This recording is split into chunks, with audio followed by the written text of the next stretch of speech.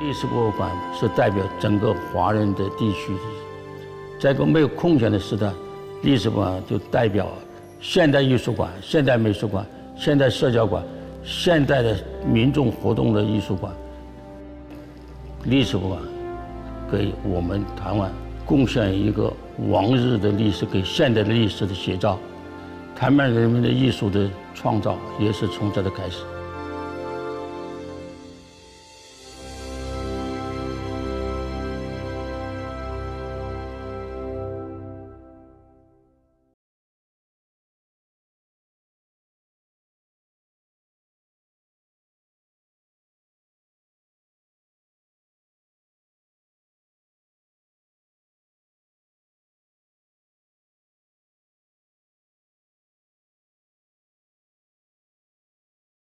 应该是说，传统、现代、精致、民俗、政治、美学，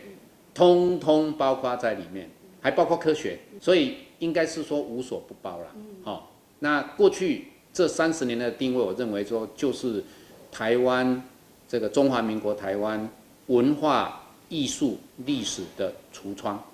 对内对外，应该是一个算是公平的描述了。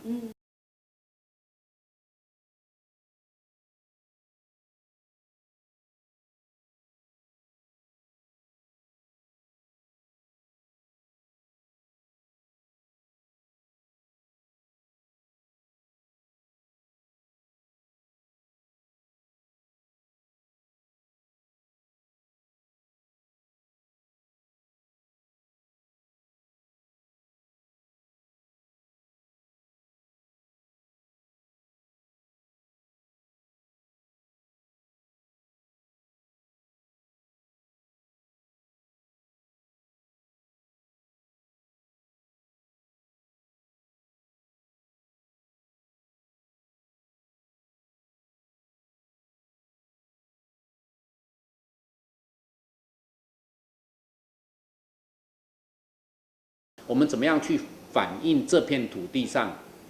每一个族群跟每一个片段里面那个历史的样貌？